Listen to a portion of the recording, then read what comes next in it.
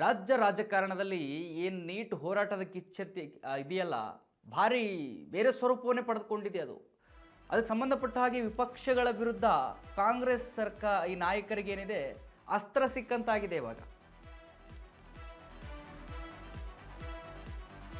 ರಾಜ್ಯ ರಾಜಕಾರಣದಲ್ಲಿ ಕಿಚ್ಚನ್ನ ಹಚ್ಚಿದೆ ನೀಟ್ ಹೋರಾಟ. ವಿಪಕ್ಷಗಳ ವಿರುದ್ಧ ಕಾಂಗ್ರೆಸ್ ನಾಯಕರಿಗೆ ಅಸ್ತ್ರ ಸಿಕ್ಕಂತಾಗಿದೆ ಇವಾಗ. ಬಿಜೆಪಿ ನಾಯಕರ ವಿರುದ್ಧ ಮುಗಿಬಿದ್ದಿದ್ದಾರೆ ಕಾಂಗ್ರೆಸ್ ನಾಯಕರು. ನೀಟ್ ಬಿರುಗಾಳಿಯಲ್ಲಿ ಕೊಚ್ಚಿ ಹೋದ ಸಂಪುಟ ವಿಸ್ತರಣೆ, ಅದರ ಬಗ್ಗೆ ಚರ್ಚೆನೇ ಆಗ್ತಾ ಇಲ್ಲ. ಬಿಡದಿ ಟೌನ್ಶಿಪ್ ವಿಚಾರದಲ್ಲಿ ಬಿಜೆಪಿ ನಾಯಕರು ಸೈಲೆಂಟ್ ಆಗಿದ್ದಾರೆ. ನೋಡಿ, ನೀಟ್ ವಿಚಾರದಲ್ಲಿ ರಾಜ್ಯದಲ್ಲಿ ಏನು ಬಿಡದಿ ಬಗ್ಗೆ ಪ್ರೊಟೆಸ್ಟು, ಪಾದಯಾತ್ರೆ, ಅದು ಇದು ಚರ್ಚೆ ಜೋರಾಗಿತ್ತು. ಬಟ್ ನೀಟ್ ಬಂದು ಎಲ್ಲವನ್ನ ಕೊಚ್ಚಿಕೊಂಡು ಹೋದಂತಾಗಿದೆ ಇವಾಗ ಸದ್ಯಕ್ಕೆ. ಇದರ ಬಗ್ಗೆ ಚರ್ಚೆನೇ ಆಗ್ತಾ ಇಲ್ಲ. ನೀಟ್ ವಿಚಾರದಲ್ಲಿ ಫುಲ್ ಸೈಲೆಂಟ್ ಆಗಿದ್ದಾರೆ ಕಮಲ ಕಲಿಗಳು. ಇಂದು ವಿಧಾನಸೌಧದ ಮುಂದೆ ಕಮಲ ಪಡೆ ಶಕ್ತಿ ಪ್ರದರ್ಶನ. ವಿಜೇಂದ್ರ ಅಶೋಕ್ ನೇತೃತ್ವದಲ್ಲಿ ಇಂದು ಕೂಡ ಹೋರಾಟವನ್ನು ನಡೆಸೋದಕ್ಕೆ ಎಲ್ಲ ಸಿದ್ಧತೆಗಳನ್ನು ಮಾಡಿಕೊಳ್ಳಲಾಗಿದೆ. ಸಿಎಂ ಡಿಕೆಶಿ ನೇತೃತ್ವದಲ್ಲಿ ಕಾಂಗ್ರೆಸ್ ಹೋರಾಟಕ್ಕೆ ತಯಾರಿ. ಎರಡೂ ಪಕ್ಷಗಳು ಕೂಡ ಹೋರಾಟಕ್ಕೆ ತಯಾರಿ ಮಾಡ್ಕೊಂಡಿದ್ದಾವೆ. ನಿನ್ನೆ ಏನಾಯಿತು ಎತ್ತಾಯಿತು ನಿಮಗೆಲ್ಲರಿಗೂ ಗೊತ್ತೇ ಇದೆ. ರಾಜ್ಯದಲ್ಲಿ ತೀವ್ರ ಸ್ವರೂಪ ಪಡೆದಿರತಕ್ಕಂಥದ್ದು ನೀಟ್ ಹೋರಾಟ. ವೀಕ್ಷಕರೇ, ಎರಡೂ ಪಕ್ಷದ ನಾಯಕರುಗಳು, ಕಾರ್ಯಕರ್ತರು ಒಬ್ಬರ ಕಚೇರಿ ಮೇಲೆ ಇನ್ನೊಬ್ಬರು ಮುತ್ತಿಗೆಯನ್ನು ಹಾಕೋದಕ್ಕೆ ಹೋದರು. ಅಲ್ಲಿ ಮೊಟ್ಟೆಯನ್ನು ಎಸೆಯಲಾಯಿತು.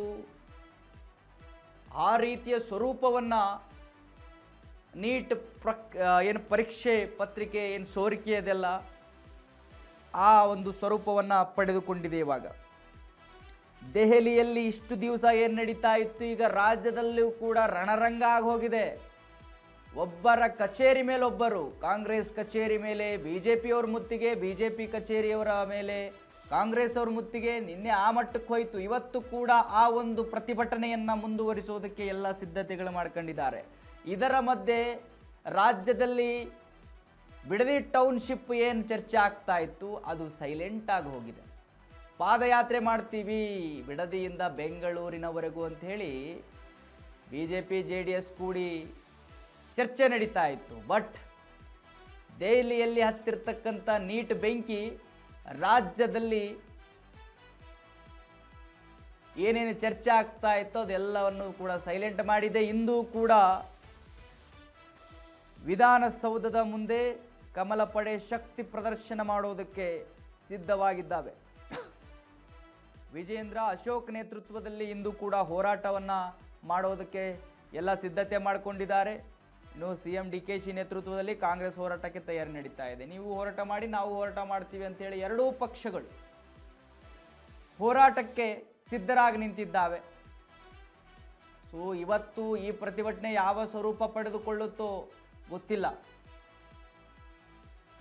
ಈ ಬರೀ ಹೋರಾಟ ಮತ್ತೊಂದು ಇವರು ಹೋರಾಟ ನೋಡಿ, ನೀಟ್ಗೆ ಸಂಬಂಧಪಟ್ಟಾಗ ದೆಹಲಿಯಲ್ಲಿ ಆಗ್ತಾ ಇದ್ರೆ ರಾಜ್ಯದಲ್ಲಿ ಆಗ್ತಾ ಇರೋದು ನೀಟಿಂದ ಸ್ಟಾರ್ಟ್ ಆಗಿ ನೀಟ್ ಹೋರಾಟದಲ್ಲಿ ರಾಹುಲ್ ಗಾಂಧಿ ಅವರು ಎಂಟ್ರಿ ಕೊಟ್ಟಾಗ ರಾಹುಲ್ ಗಾಂಧಿ ಅವರನ್ನ ಅರೆಸ್ಟ್ ಮಾಡಿದ್ರು. ಅವರನ್ನ ಯಾಕೆ ಬಂಧಿಸಿದ್ರಿ ಅಂತೇಳಿ ರಾಜ್ಯದಲ್ಲಿ ಪ್ರೊಟೆಸ್ಟು. ರಾಹುಲ್ ಗಾಂಧಿ ಅವರು ಹೋಗು ನರೇಂದ್ರ ಮೋದಿ ಅವರ ಮನೆಯ ಮುಂದೆ ಪ್ರೊಟೆಸ್ಟ್ ಮಾಡಿದ್ದಾರೆ, ಹೋರಾಟ ಮಾಡಿದ್ದಾರೆ, ಅದನ್ನು ನಾವು ಖಂಡಿಸ್ತೀವಿ ಅಂತೇಳಿ ಬಿಜೆಪಿಯವರು ಪ್ರೊಟೆಸ್ಟು. ಅಲ್ಲ, ನಿಮ್ಮ ನಾಯಕರ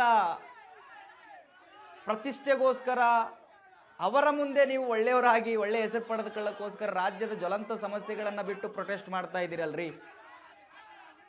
ಈ ಒಂದು ಪ್ರೊಟೆಸ್ಟಲ್ಲಿ ಏನು ಅರ್ಥ ಇದೆ ನನಗೆ ಗೊತ್ತಾಗ್ತಿಲ್ಲ. ಅಲ್ಲ ಸ್ವಾಮಿ, ರಾಜ್ಯದಲ್ಲಿ ಸ್ಟೂಡೆಂಟ್ಗಳು ಒಂದು ತಿಂಗಳಿಂದ ನೀಟ್ಗೆ ಸಂಬಂಧಪಟ್ಟಂಗೆ ಹೋರಾಡ್ತಾ ಇದ್ದಾರೆ. ಆ ನೀಟ್ ಹೋಯ್ತು. ಇವಾಗ ನಾಯಕರಿಗೆ ಸಂಬಂಧಪಟ್ಟಂಗೆ ಪ್ರೊಟೆಸ್ಟ್ಗಳು. ಯಾರಿಗೆ ಲಾಭ ಇದರಿಂದ?